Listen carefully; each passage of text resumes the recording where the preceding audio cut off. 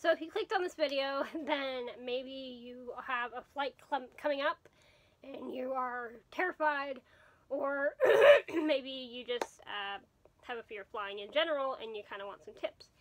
Well, coming from experience, I used to be, and still am sometimes, that person on a plane that is white knuckle gripping the seats and like terrified out of my mind the whole time. Recently, I spent a day where I had to fly for 8 hours, 5 hours layover, and then 3 hours. And reflecting back on that and some previous flights, I feel like I am in a much better spot with my fear than I used to be even just like a month ago. So I have 7 things that will help you guys on your next flight to hopefully not be quite as terrified. So the first thing is identify the fear, because fear of flying can actually be many different things.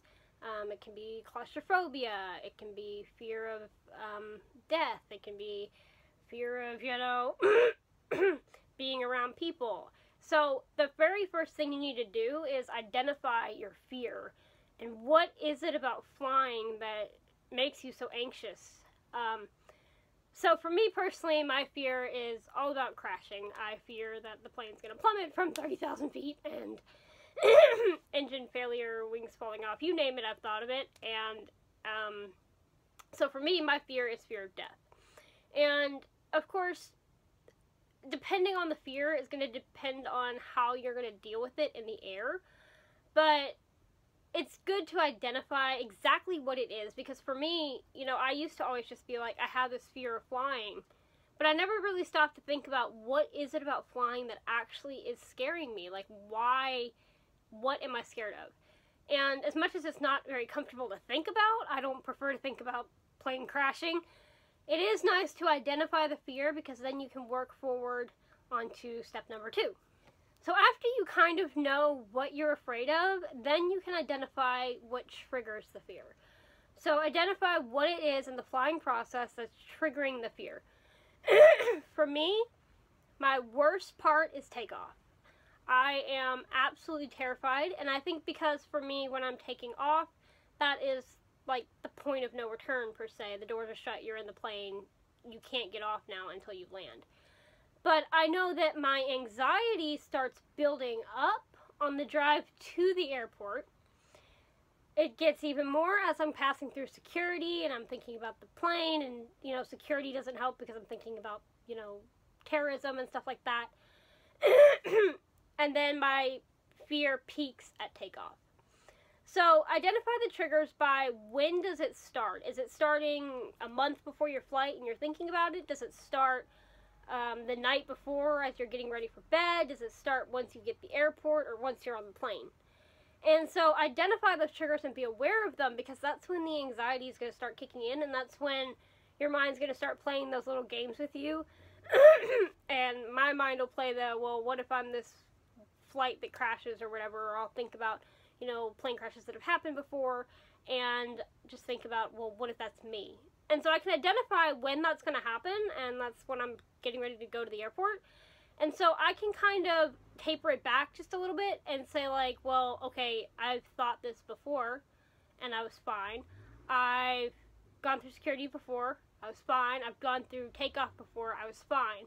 So identifying your trigger can help you get a handle on the anxiety before you hit maximum level. Step number 3 is probably the most helpful step that there is in tapering down your fear, and that is use distractions. Use them to your advantage. On my flight just not even a week ago, maybe, I think it was like 5 days ago, I brought more distractions than I would need. So what I did was I brought 2 books. I brought a notebook to draw in, and I had music and stuff loaded on my phone. I had movies on my phone. I had more than I would need to take up the time, but I gave myself options. And that's also a good thing with distractions. Use whatever helps. And you can use different things in different phases of the flight. For example, takeoff. I don't like hearing the engines roar. I don't like hearing the, you know, them tapering off, as you level off. I don't like any of those noises, so during takeoff, I will distract myself with music. Put music in my ears, I'll typically close my eyes, and I will just basically tell myself, okay, a 3-minute song is all it's going to take to get to the plane where it's leveled off and takeoff is over. And then once I'm in the air, I'm typically okay, but I will distract myself with books or writing or drawing, you know, busy work that keeps me engaged. And then during landing, typically by that time, I kind of enjoy landing, to be honest, because it means the flight is almost over. But if you're a person that gets scared during landing, then you could draw or listen to music or watch a movie or anything that'll keep your mind off the fact that you're on the plane and onto something else. And step number 4 is slowly build up. So if you have the option, then slowly build up the amount of time that you take a flight or how long you're on the plane or at the airport.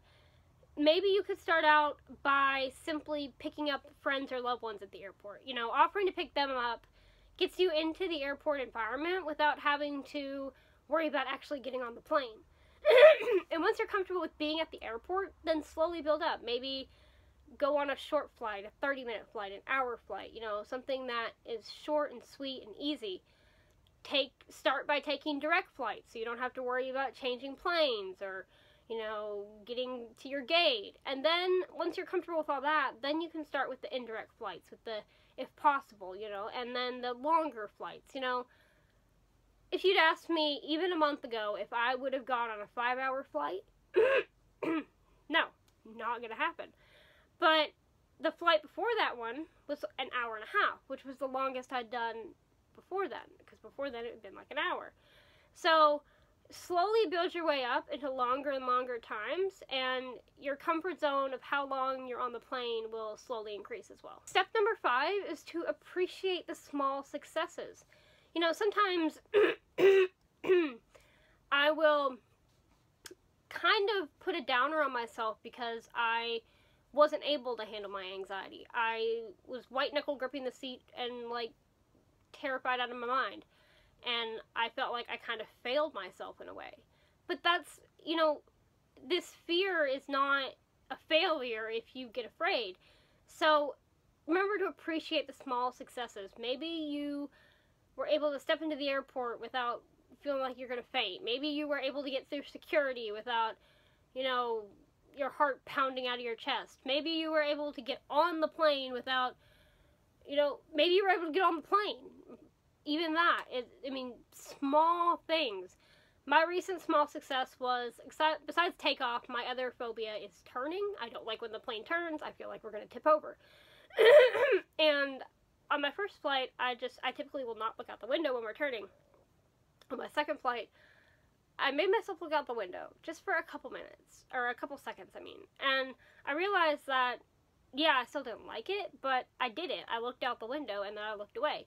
And that was a small success that kind of helped me a little bit. I was still terrified of turning. I still didn't really want to look out the window, and I didn't look out the window more than a couple seconds. But it was still a small success of something that I hadn't done before. And so, even those small little things, just remember to appreciate the little things that you're able to do. Step number 6 is do research. I cannot stress how much this has helped me. One of my major phobias used to be turbulence, and I still don't like it, but I did a lot of research on turbulence, and I learned that it actually has no effect on the plane at all. Like, turbulence, the best way that I saw it put was turbulence is a comfort issue, not a safety issue. So the captain will put on the seatbelt sign just so you don't bump or get hurt, not because he thinks the plane's going to plummet out of the sky. Turbulence is essentially just like waves on the ocean where you hit a rough pocket of air. And that really helped me knowing that in advance, because then when I got on the plane and we hit some turbulence on takeoff, I was able to tell myself, well, yes, I don't like this. Yes, it's uncomfortable, but it poses no threat to the aircraft whatsoever. And I also did research on statistics, and for me, my fear of statistics doesn't really help as much, but for other people it might. And I learned that the most dangerous part of your whole flight is the drive to and from the airport, not the plane part. And I also would just look up things like, you can look up a map on all the flights over the US or wherever country you are right now, and there's thousands of planes in the air every single day at any moment of time, and you know, you don't really think about the fact that there could be like 20 planes flying over your area right now. So I did a lot of research, and it just kind of really helped me to get more comfortable, more familiar. It took some of the mystery out of it and helped me understand things better. I did research on the noises that you'll hear on takeoff and landing and all this, and I cannot fit all what I learned into this short video, but I definitely suggest that you do research on planes and flying, and specifically look up like fear of flying research so that you're not getting into the parts of the web you don't want to get into, but it will definitely help you. And step number 7, and the last one, is fly more frequently if possible.